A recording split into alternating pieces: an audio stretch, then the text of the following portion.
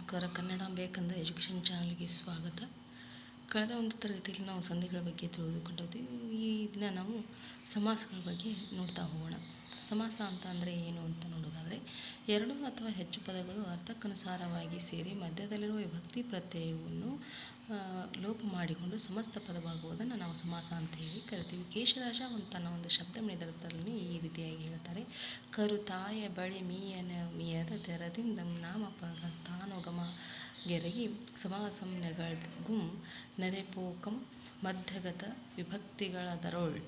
ಕರು ತಾಯಿಯ ಬಳಿ ಸದಾ ಇರುವ ರೀತಿಯಲ್ಲಿ ಎರಡು ಪದಗಳು ಬಿಡದೆ ಸೇರುತ್ತವೆ. ಹಾಗೆ ಸೇರಿದಾಗ ಮಧ್ಯದಲ್ಲಿರುವಂಥ ವಿಭಕ್ತಿ ಪ್ರತ್ಯಯಗಳು ಬಿಟ್ಟು ಹೋಗುತ್ತವೆ. ಇದನ್ನು ನಾವು ಸಮಾಸ ಅಂತೇಳಿ ಕರಿತೀವಿ ಅಂತ ಹೇಳ್ತಾರೆ. ಹಾಗಾದರೆ ಈ ಸಮಾಸವನ್ನು ಮಾಡಬೇಕಾದ್ರೆ ಬಿಡಿಸಿ ಬರೆಯುವಂಥ ಒಂದು ಪದ್ಧತಿ ಇದೆ. ಸಂಧಿಯಲ್ಲಿ ಹೇಗೆ ನಾವು ಬಿಡಿಸಿ ಬರಿತೀವೋ ಅದೇ ರೀತಿಯಾಗಿ ಬಿಡಿಸಿ ಬರೆದಾಗ ಸಂಧಿ ಹೆಸರನ್ನು ನಾವು ಗುರುತಿಸಲು ಸಹಾಯವಾಗುತ್ತೆ. ಅದೇ ರೀತಿಯಾಗಿ ಇಲ್ಲಿ ಪದಗಳನ್ನು ನಾವು ಬಿಡಿಸಿ ಬರೆಯುವಂಥ ಒಂದು ಪದ್ಧತಿಯನ್ನು ನಾವು ಇಲ್ಲಿ ಏನಂತ ಕರಿತೀವಿ ಅಂದರೆ ವಿಗ್ರಹ ವಾಕ್ಯ ಅಂತೇಳಿ ಕರಿತೀವಿ ಸಮಾಸದಲ್ಲಿ. ಹಾಗಾದರೆ ವಿಗ್ರಹ ವಾಕ್ಯ ಅಂತ ಏನು ಅಂತ ನೋಡೋದಾದರೆ, ಸಮಾಸದಲ್ಲಿ ಸೇರುವ ಪದಗಳನ್ನು ಯೋಗ್ಯ ಲಿಂಗ, ವಚನ, ಯೋಗ್ಯ ವಚನ, ಯೋಗ್ಯ ವಿಭಕ್ತಿ ಪ್ರತ್ಯಯಗಳ ಮೂಲಕ ಬಿಡಿಸಿ ಬರೆಯುವ ಕ್ರಮವನ್ನು ನಾವು ವಿಗ್ರಹ ವಾಕ್ಯ ಅಂತೇಳಿ ಕರಿತೀವಿ. ಹಾಗಾದರೆ ಈ ಸಮಾಸದಲ್ಲಿ ಎಷ್ಟು ಪ್ರಕಾರಗಳು ಅಂತ ನೋಡೋದಾದರೆ, ಸಮಾಸದಲ್ಲಿ ಅರ್ಥದ ದೃಷ್ಟಿಯಿಂದ ನಾವು 4 ಪ್ರಕಾರವನ್ನಾಗಿ ವಿಂಗಡಿಸಿದ್ದೇವೆ. ಹಾಗಾದರೆ ಮೊದಲನೆಯದಾಗಿ ಉತ್ತರ ಪದಾರ್ಥ ಪ್ರಧಾನ ಸಮಾಸ. ಅದರಲ್ಲಿ ಉತ್ತರ ಪದಾರ್ಥ ಪ್ರಧಾನ ಸಮಾಸದಲ್ಲಿ ತತ್ಪುರುಷ ಸಮಾಸ, ಕರ್ಮಧಾರಯ ಸಮಾಸ, ದ್ವಿಗು ಸಮಾಸಗಳು ಬರ್ತವೆ. ಹಾಗಾದರೆ ಪೂರ್ವ ಪದಾರ್ಥ ಪ್ರಧಾನ ಸಮಾಸದಲ್ಲಿ ಅಂಶಿ ಸಮಾಸ ಬರುತ್ತೆ. ಮೂರನೇದಾಗಿ ಉಭಯ ಪದಾರ್ಥ ಸರ್ವ ಪದಾರ್ಥ ಪ್ರಧಾನ ಸಮಾಸದಲ್ಲಿ ದ್ವಂದ್ವ ಸಮಾಸ ಬರುತ್ತೆ. ಹಾಗಾದರೆ ನಾಲ್ಕನೇದಾಗಿ ಅನ್ಯ ಪದಾರ್ಥ ಪ್ರಧಾನ ಸಮಾಸದಲ್ಲಿ ಬಹುರ್ವಿ ಸಮಾಸಗಳು ಬರ್ತವೆ. ಹಾಗಾದರೆ ಕನ್ನಡದಲ್ಲಿ ಸಮಾಸಗಳು ಕ್ರಿಯಾ ಸಮಾಸ, ಗಮಕ ಸಮಾಸ. ಅದರಲ್ಲೂ ಗಮಕ ಸಮಾಸವನ್ನು ನಾವು ಕೇಶರಾಜರು ಕನ್ನಡದ ಅಸಾಧಾರಣ ಲಕ್ಷಣಗಳಲ್ಲಿ ಒಂದೆಂದು ತಿಳಿಸಿದ್ದಾರೆ. ಉತ್ತರ ಪದಾರ್ಥ ಪ್ರಧಾನ ಸಮಾಸ. ಹಾಗಾದರೆ ಉತ್ತರ ಪದಾರ್ಥ ಪ್ರಧಾನ ಸಮಾಸದಲ್ಲಿ ತತ್ಪುರುಷ, ಕರ್ಮಧಾರಯ ಮತ್ತು ದ್ವಿಗು ಸಮಾಸಗಳು ಬರುತ್ತೆ. ಹಾಗಾದರೆ ಮೊದಲನೇದಾಗಿ ತತ್ಪುರುಷ ಸಮಾಸ. ತತ್ಪುರುಷ ಸಮಾಸ ಅಂತ ಅರ್ಥ ನೋಡೋದಾದರೆ, ಪೂರ್ವೋತ್ತರ ಪದಗಳೆರಡು ನಾಮಪದಗಳಾಗಿದ್ದು ಉತ್ತರ ಪದದ ಅರ್ಥವೇ ಪ್ರಧಾನವಾಗಿರುವ ಸಮಾಸವನ್ನು ತತ್ಪುರುಷ ಸಮಾಸ ಅಂತೇಳಿ ಕರಿತೀವಿ. ಪೂರ್ವ ಪದ ಯಾವ ವಿಭಕ್ತಿ ಅಂತ ಆಗಿರುತ್ತದೆಯೋ ಆ ವಿಭಕ್ತಿಯ ಹೆಸರಿನಲ್ಲಿ ಸಮಾಸದ ಹೆಸರನ್ನು ನಾವು ಹೇಳುವ ಒಂದು ಪದ್ಧತಿ ಇದೆ. ಪರಪದದೋಳರ್ಥವರ್ತ ಮೇಲೆ ತತ್ಪುರುಷಂ. ಉದಾಹರಣೆಗೆ, ಕಣ್ಣಿನಿಂದ ಕುರುಡು ಕಣ್ಗುರುಡು. ಕಣ್ಣಿನಿಂದ ಪ್ಲಸ್ ಕುರುಡು ಕಣ್ಗುರುಡು, ಅದು ತೃತೀಯ ತತ್ಪುರುಷ ಸಮಾಸ. ಇಂದ ಅನ್ನುವಂಥದ್ದು ತೃತೀಯ ವಿಭಕ್ತಿ ಪ್ರತ್ಯಯ, ಆದ್ದರಿಂದ ಇದು ತೃತೀಯ ತತ್ಪುರುಷ ಸಮಾಸ. ಹಾಗಾದರೆ ಊರಿಗೆ ಪ್ಲಸ್ ಊಟ ಊರುಂಟಗೆ ಅನ್ನುವಂಥದ್ದು ಚತುರ್ಥಿ ವಿಭಕ್ತಿ ಪ್ರತ್ಯಯ ಆಗಿದ್ದರಿಂದ ಚತುರ್ಥಿ ತತ್ಪುರುಷ ಸಮಾಸವಾಗಿದೆ. ಅರಸನ ಪ್ಲಸ್ ಮನೆ ಅರಮನೆ. ಅರಸನ ಅನ್ನುವಂಥದ್ದು ಷಷ್ಠಿ ವಿಭಕ್ತಿ ಪ್ರತ್ಯಯ ಆಗಿದ್ದರಿಂದ ಷಷ್ಠಿ ವಿಭಕ್ತಿ ಅಂತ ತತ್ಪುರುಷ ಸಮಾಸ. ವ್ಯಾಘ್ರದಿಂದ ಭಯ ವ್ಯಾಘ್ರ ಭಯ. ಇಂದ ಅನ್ನುವಂಥದ್ದು ಪಂಚಮಿ ವಿಭಕ್ತಿ ಪ್ರತ್ಯಯ, ಆದ್ದರಿಂದ ಪಂಚಮಿ ತತ್ಪುರುಷ ಸಮಾಸ. ತಲೆಯಲ್ಲಿ ಪ್ಲಸ್ ನೋವು ತಲೆನೋವು. ಅಲ್ಲಿ ಅನ್ನುವಂಥದ್ದು ಸಪ್ತಮಿ ವಿಭಕ್ತಿ ಪ್ರತ್ಯಯ, ಆದ್ದರಿಂದ ಸಪ್ತಮಿ ತತ್ಪುರುಷ ಸಮಾಸವಾಗಿದೆ.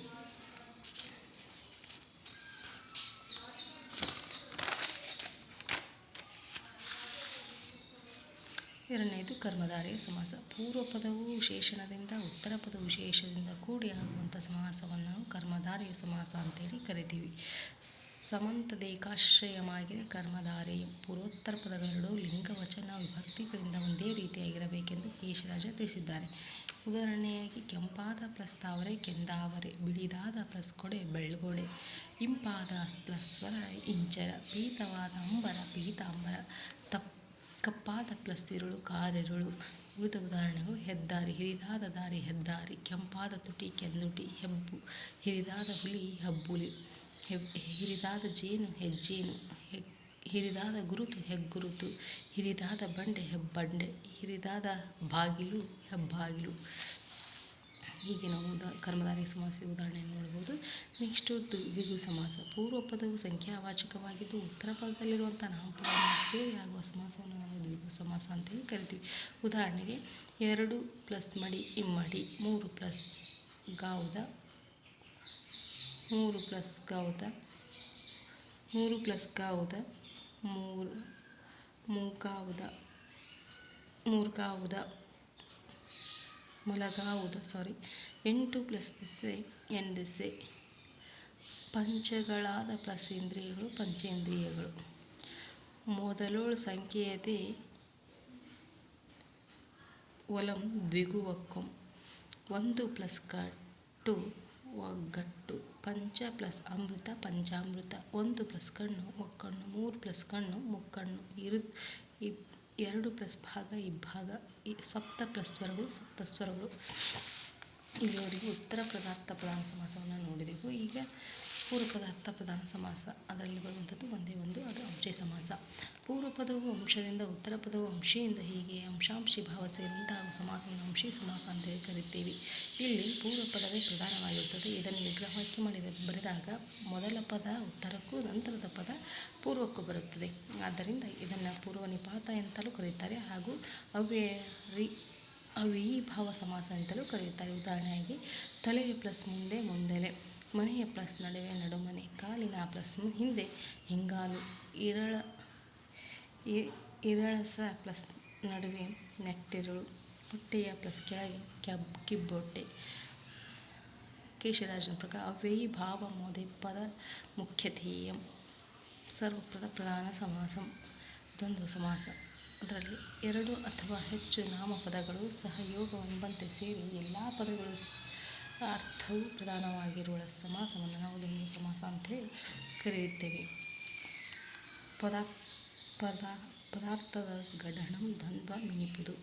ಉದಾಹರಣೆ ಗಿಡವು ಪ್ಲಸ್ ಮರವು ಪ್ಲಸ್ ಬಳ್ಳಿಯು ಗಿಡ ಮರ ಬಳ್ಳಿಗಳು.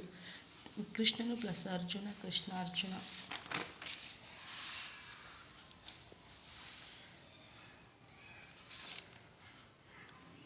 ಆನೆ ತುರಗ ರಥಗಳು.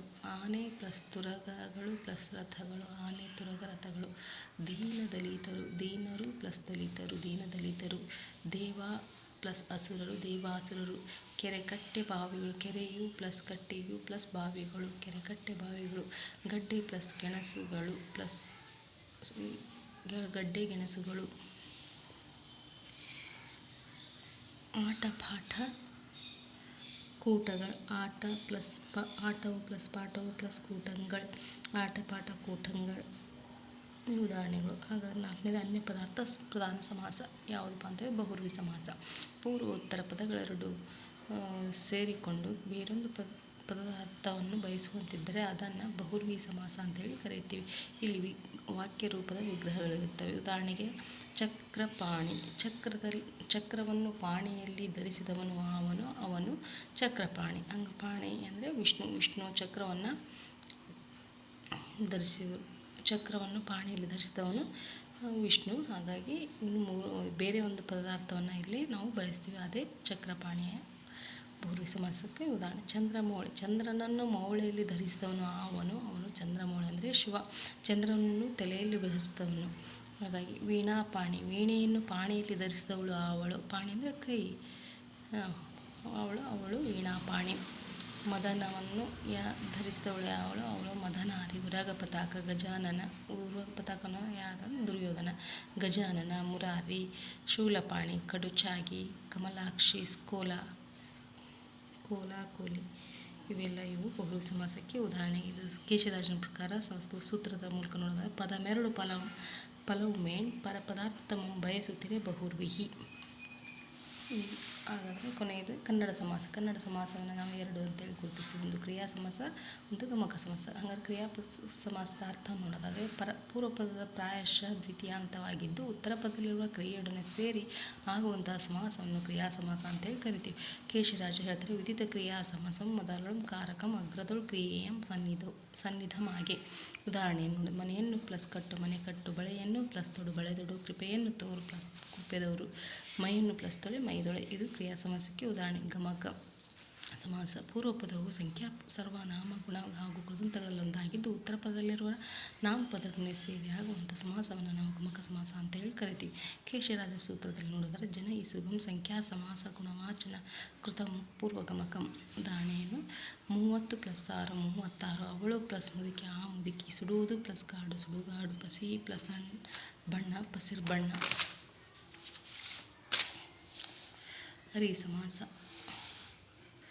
ಕನ್ನಡ ಮತ್ತು ಸಂಸ್ಕೃತ ಪದಗಳು ಸೇರಿಸಿ ಸಮಾಸ ಮಾಡಬಾರದು. ಹಾಗೆ ಮಾಡಿದರೆ ಅದನ್ನು ನಾವು ಹರಿ ಸಮಾಸ ಅಂತೇಳಿ ಮತ್ತು ವಿರುದ್ಧ ಸಮಾಸ ಅಂತೇಳಿ ಕರಿತೀವಿ.